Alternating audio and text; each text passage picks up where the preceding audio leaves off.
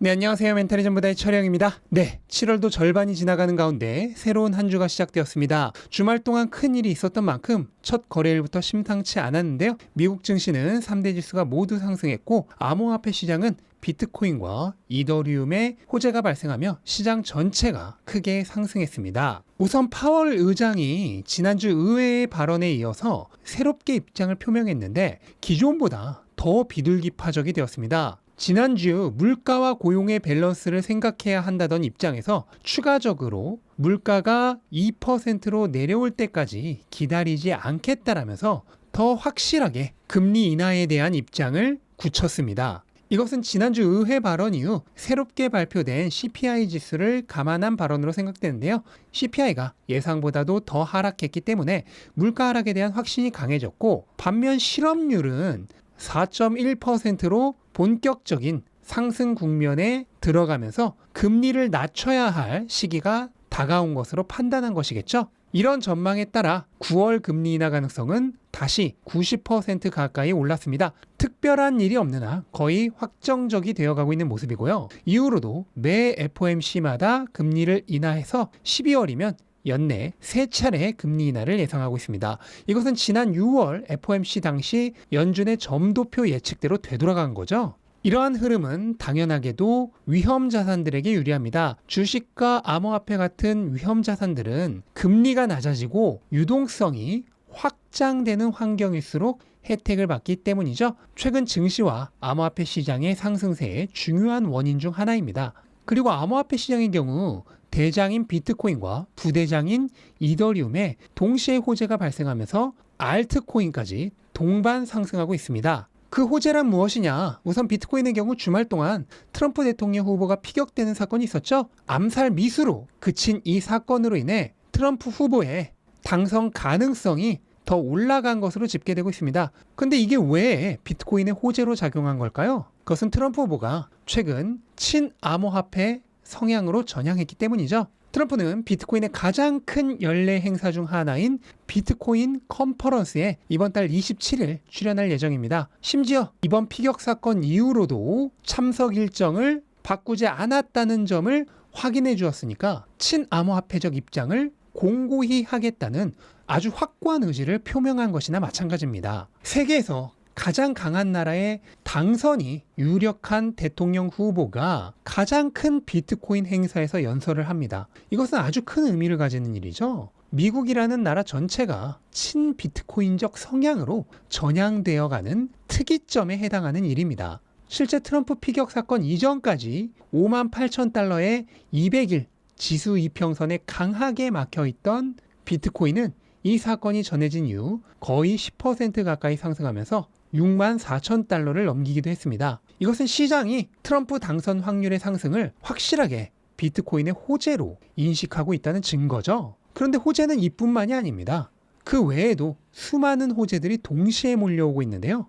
우선 지난주까지 매일 신규 채굴량의 거의 10배 가까이를 팔아제끼던 독일 정부의 매도 물량이 지난주 금요일을 끝으로 드디어 동이 났습니다. 시장의 가장 큰 매도 압력 중 하나가 사라진 것입니다. 독일이 이번에 시장에 덤핑한 물량은 무려 5만 개가량인데요. 이게 어느 정도의 양이냐면 전문가들 중 상당수가 마운트 곡스 배포 물량 중 실제 판매로 이어지게 될 물량을 독일 정부가 판 5만 개보다도 더 밑으로 보고 있습니다. 심지어 1만 개 이하로 보고 있는 분석가들도 있는데요.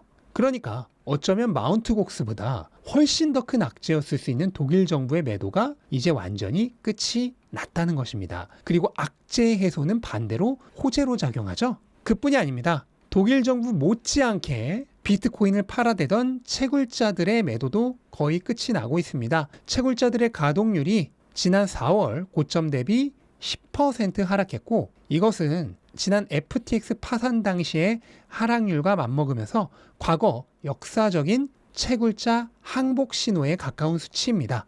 즉, 채굴자들의 매도도 이제 거의 끝이 나는 단계라는 뜻입니다.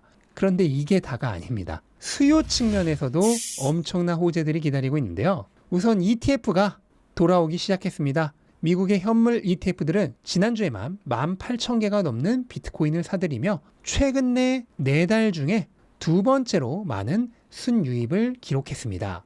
그리고 ETF뿐 아니라 고래들도 매집을 시작했는데요. 비트코인을 1000개 이상 가진 고래들의 비트코인 보유수가 지난 3월 신고가 당시 수준으로 증가한 게 포착되었습니다. 특히 지금의 수요는 지난 3월 신고가를 찍을 때와는 그 의미가 전혀 다르죠.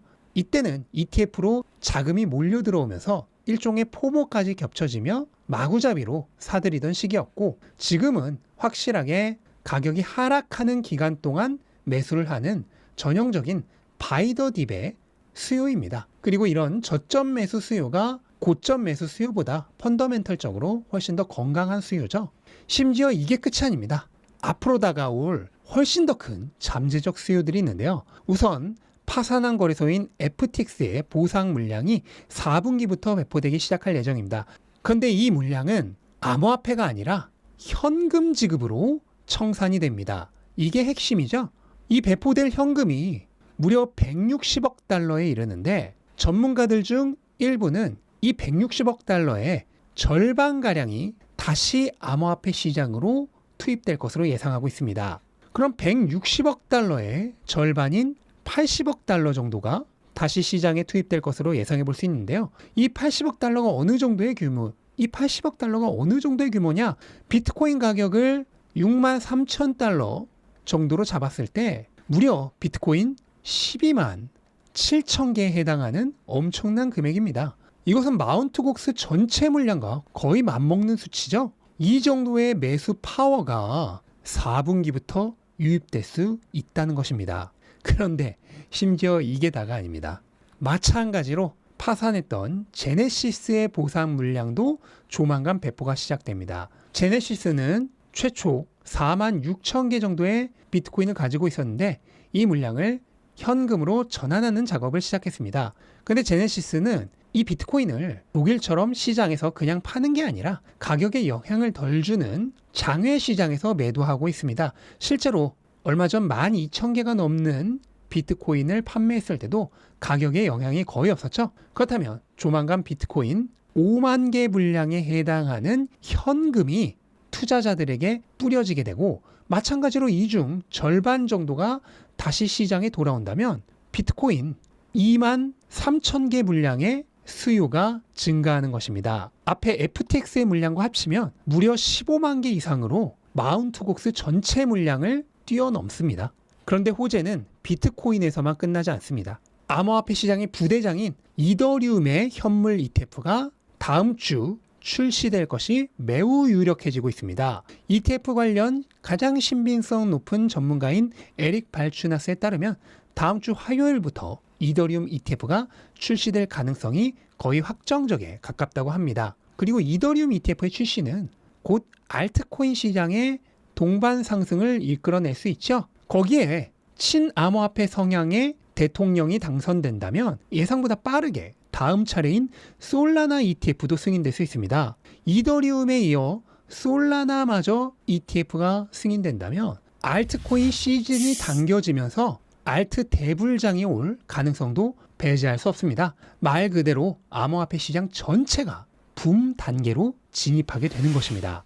그리고 이렇게 엄청난 호재들이 몰려오는 가운데 9월이면 금리 인하가 시작되고 유동성이 본격적으로 풀리게 되죠. 11월이면 친비트코인적 대통령의 당선 여부가 결정됩니다. 3분기부터 본격적으로 유입될 대형 기관들의 ETF 진입은 포함시키지도 않았습니다.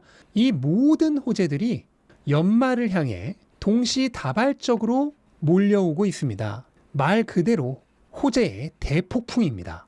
슈퍼 사이클을 넘어 하이퍼 사이클로 이어질지도 모를 일입니다.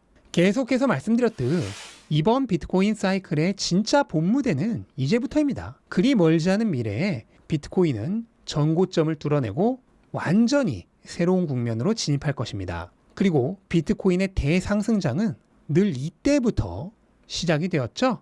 그 시간이 정확하게 몇 월 며칠부터일지는 아무도 모릅니다. 확실한 것은 이 지점만 벗어나고 나면 그때가 온다는 것입니다. 그러니까 버스에 탑승했으면 언제 출발하나 노심초사 기다리지 마시고 안전벨트 꽉 맨 상태로 한숨 주무시고 계시기 바랍니다. 무더위에 조바심 내봐야 더위만 먹습니다. 시원한 에어컨 바람 쐬면서 쉬고 계십시오. 출발할 때가 오면 알아서 출발할 것입니다. 그리고 이번에 떠나면 다시는 돌아오지 않을 것입니다. 그 속도는 과거의 모든 사이클들과 마찬가지로 숨도 쉬지 못할 정도가 될 것입니다. 무엇을 상상하든 그 이상을 보시게 될 겁니다.